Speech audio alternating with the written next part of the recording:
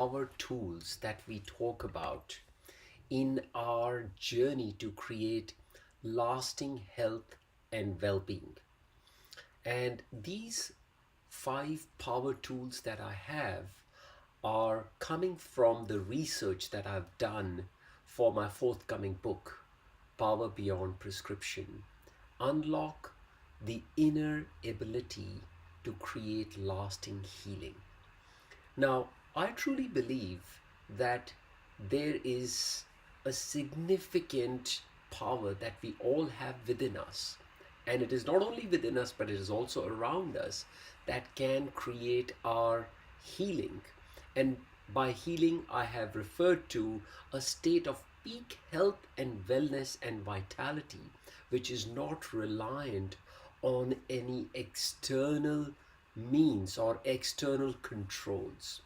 One of the tools that I strongly believe to be really powerful, and that is what we're going to be talking about today, is the tool of our environment. See, whenever I talk about environment, people normally would think about our planet and the earth and, how we are damaging our environment. But I think what is also important and what we often ignore is the environment that is there in our places of living, in our places of work, where we spend a significant amount of our time. So, let me just ask you a question. Imagine if you went to a restaurant with your loved one to have a beautiful meal. That was your intention. That's how you decided to go to a restaurant to have a lovely dinner together. But the restaurant where you went to was poorly lit, was was all cluttered up, and there wasn't even a good ambience, as we all call it. And even though your friend who had recommended this restaurant to you said the food is delicious, the food is really, really good, how would you feel? Let's be honest about it. There is a significant price that we pay for the ambience of the restaurant. This is the same thing that we apply to in our own places because the ambience is valuable to us, to our state of well being.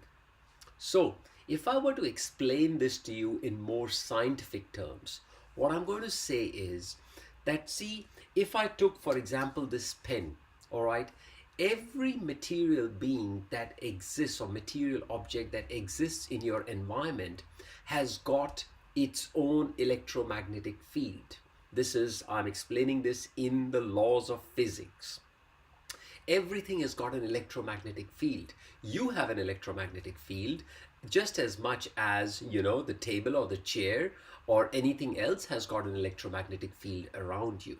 But I think what is critical to understand is that their electromagnetic field of inanimate objects is probably weaker than your electromagnetic field, or maybe the electromagnetic field around a big piece of magnet.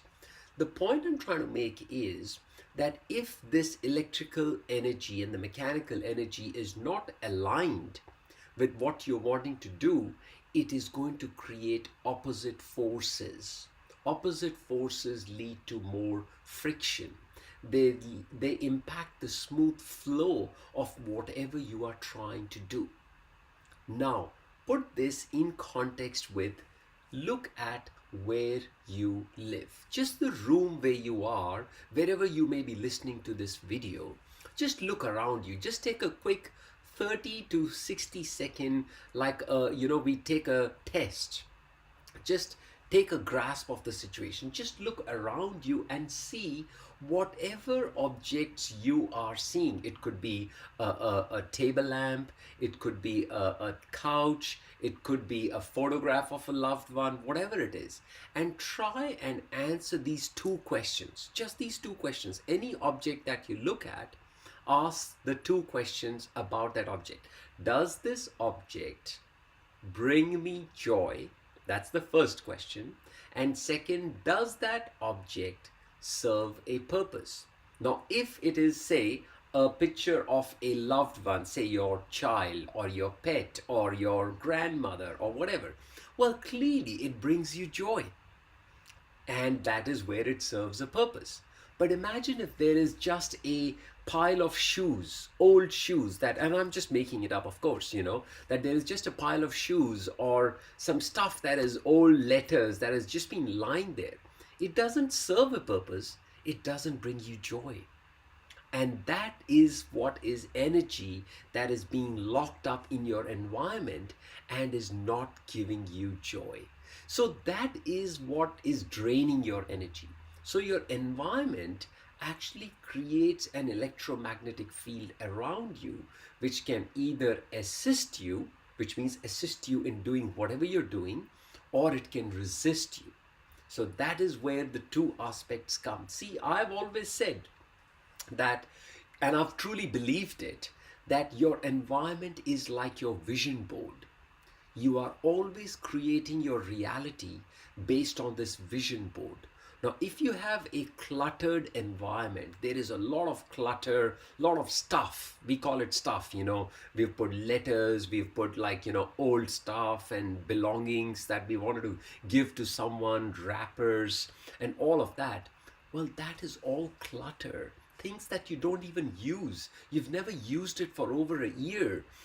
I can tell you, every household in the modern world, this is estimates based on a book that I read not that long ago. It says that we have got up to 60% of stuff that is lying in our households which has never been used, and it is just draining our energy. And mind you, when this stuff drains our energy, it clouds our thinking. And when you cannot think right, you are only going to think in a reactionary way. Reactionary way means you are tired, you're exhausted. Let me just grab that packet of chips or that chocolate that gives me instant pleasure. And that is what leads to long-term issues with, how your thinking becomes. You said, this is how I am. This is how I've always been. No, this is not how you've always been. You have your environment and your habits have conditioned you to think in a certain way. And maybe certain aspects of what I'm talking about are challenging your inner belief. And you might say, I don't believe in what you're saying. And that's fine. I respect what your opinion may be about this. But this is what scientific research is telling us. See, we all want things in our life, but things by themselves do not give you joy. And I was like that a few years ago. Trust me, I was very brand conscious. I was very conscious of, spending a lot of money to get something which was enjoyable. But then I realized that, what is the price of watching a beautiful sunrise from your bedroom window? What is the price of that? What is the price of seeing a small plant grow into a lovely potted plant? Like, I got a devil's ivy plant and I see it grow and give out a shoot of new leaf every now and then. And I can't tell you how much joy it brings to my heart. So the point I'm trying to make here is that you cannot always equate a monetary equivalent. You cannot put a dollar value on things that are going to bring you joy. So as Albert Einstein said that, what matters cannot be measured and what can be measured does not matter. So it was just those really famous words. And this is where I'm now trying to get to the practical aspects of it. What can we do to improve our environment? So the first thing that I've said to you is pick up just one room in your house, any one room. It could be a study room, it could be a dining, living, lounge, whichever place you see. Now, it can be done in a very inexpensive way. Don't think that it's all about, okay, spending money now. No, it can be done in a very inexpensive way. First thing we want to know is look at every object and ask the two questions. Does it bring you joy? And does it serve a practical purpose? If the answer is no and no, then you need to consider giving it away. Now, giving it away doesn't always necessarily mean that, you have to throw it away or put it in the bin. You can sometimes put it away, give it to op shops for somebody else to use. It might be worthless for you, but it may be really useful for someone else. You can give it to charity. Or there is this thing called as Facebook Marketplace, and you can always sell it on Facebook Marketplace. But here is one thing which I did recently, and I felt so happy doing that. I had a watch which was getting a little bit old. It was still a very nice functioning Swiss automatic watch, and I quite liked it because it was one of my first few watches that was an expensive. I often say men don't spend much money except for on watches. So, it was one of my first few expensive watches that I had loved getting. And I was thinking, oh, I'm getting a bit bored of it. I want to change it.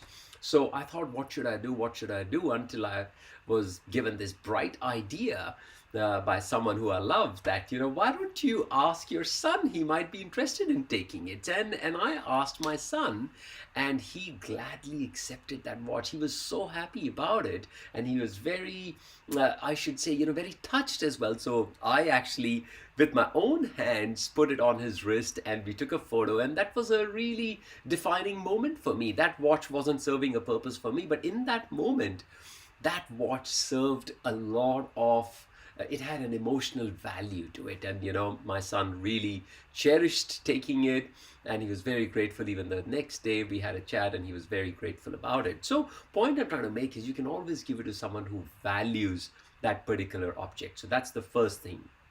Secondly, get your family involved. Get others involved as well in this cleanup process to declutter your house. Organize yourself. Get organizers, so that bookshelf organizers, shoe organizers, and there are plenty of such options available in the market now. But this is the other two things that I often talk about, which I see is missing, is what uplifts your environment is, number one, bring in some plants, bring in some alive things. Like you may have a pet, but sometimes a pet can be a bit onerous. It may not be for everyone, but plants bring color, they bring life, and they uplift the energy of the place. In fact, NASA has done a research, and they have come up with a list of 14 plants, and one of them is peace lily, which these are indoor plants that can purify the air in your environment. How beautiful is that? Then the next thing that you can do is you can actually bring in some natural light.